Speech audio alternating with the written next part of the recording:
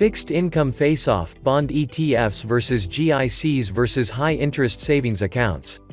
For income-oriented Canadian investors, the choice between a bond ETF and a GIC or high-interest savings account has become more important than ever. With interest rates at historic lows and not looking up anytime soon, picking the best option for the safe part of our portfolio can make a substantial difference to the amount of income your portfolio can generate each month. In this post, we're going to cover the pros and cons of the different investment vehicles that you can use to keep your money safe, while still have them generate some growth to keep up with, and hopefully exceed inflation. The bonds versus GIC versus high-interest savings account debate. Traditionally, when it comes to the safe portion of your portfolio, the default choice for many Canadians has been to buy a bond ETF. It's quick, easy, and free with Questrade. The problem, however, is that in the current environment, bonds generate very little yield for the risk that they possess, compared to other more secure options like GICs and high-interest savings accounts. The large negative with bonds is that their returns are not guaranteed. Also, when interest rates go up, we can expect our bonds to drop in value. GICs and high-interest savings accounts don't have this problem, and so the issue becomes, if we are taking on this interest rate risk by holding something like a bond ETF, then we at least want to be compensated for that extra level of risk by receiving a higher yield.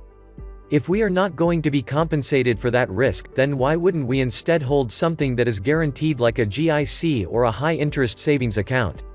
Typically, GICs and high-interest savings accounts have CDIC insurance, which means you are covered if the bank was to default, among other things. Bonds are not included as part of this CDIC coverage. Why is this fixed income so important?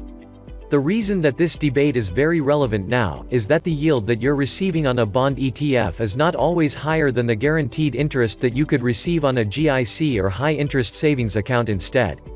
For example, a very popular low-cost, index ETF in Canada that represents the Canadian bond market is ZAG. If you do your own research, you'll see many financial writers have this as one of their top bond ETFs for Canadians.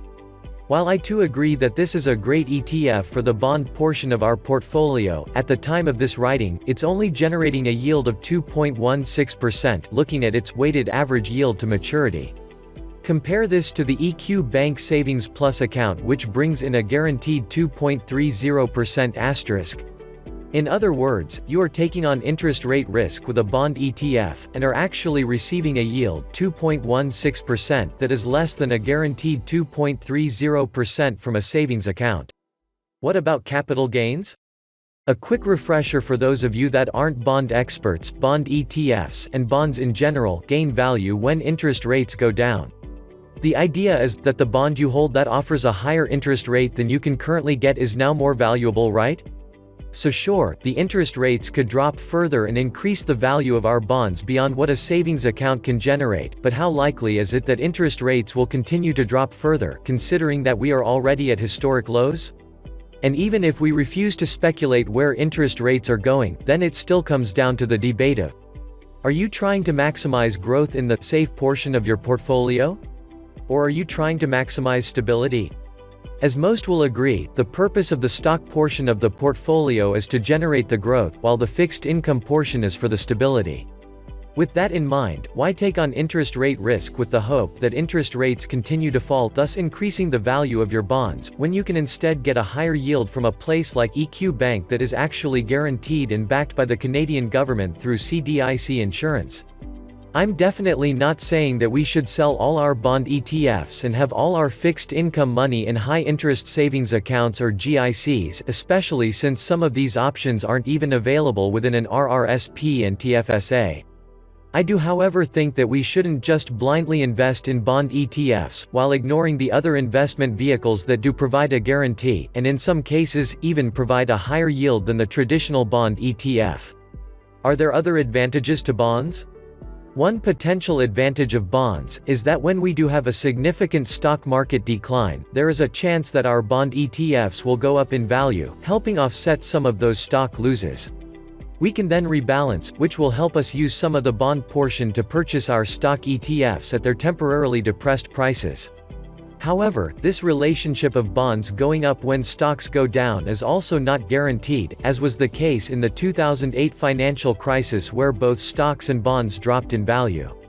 Diversifying your fixed income. After interviewing dozens of financial planners and experts on my show, you can download them all here. One recurring strategy that I hear recommended by financial planners is to diversify the sources of our fixed income. For example, instead of having all our money in either stocks and bonds, we can instead diversify our fixed income sources.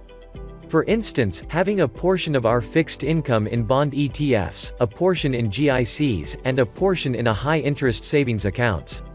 This way, we are not fully subject to the volatility and lack of guaranteed returns from bonds, but still have some skin in the game to use bonds as a diversification tool to help us with the rebalancing when the stock market undergoes corrections in the future. Real-life applications, accumulation phase versus early retirement. When it comes to the fixed income portion of your portfolio, the composition should vary depending on what stage you are at within your financial independence, early retirement journey. Let's take a look at each one. Fixed income during the accumulation phase. When you are still working and saving as much as possible, I suggest keeping your fixed income as low as possible, and maximizing your equity exposure, up to the point that you feel comfortable. Financial independence, retirement phase. While there is no one single best way to structure fixed income in this phase, it is here that you can really maximize the use of all three of these investment vehicles. Once we hit our financial independence number, I found that the bucket strategy gave me the most peace of mind, while the markets continued their never-ending turbulence.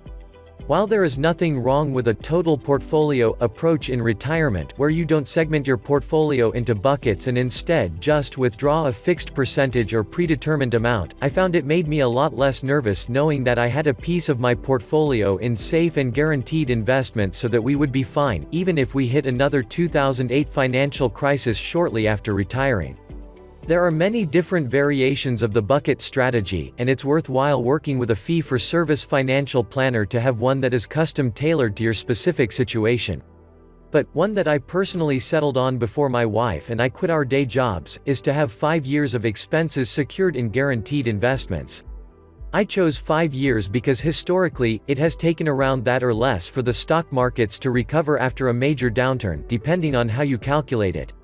To be a little bit more aggressive, I calculated a conservative amount of interest and dividends that we can expect to receive over those 5 years even if we hit a major recession, and subtracted that from the 5-year cash cushion requirement. In that 5-year cushion requirement, I also subtracted a very conservative amount that I expect to receive from other side income projects that I do for fun.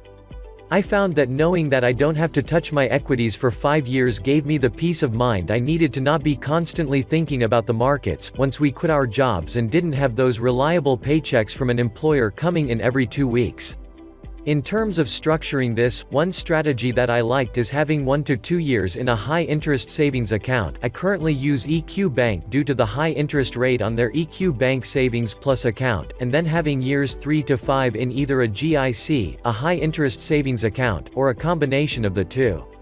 Another more conservative strategy that I've seen is to have years 1 to 2 of expenses in a high-interest savings account. Years 3 to 5 in a GIC ladder. You won't need that money for several years, so it can make sense to lock it in at a higher rate than what a savings account can offer. Have enough in bond ETFs to cover expenses from years 6 to 10.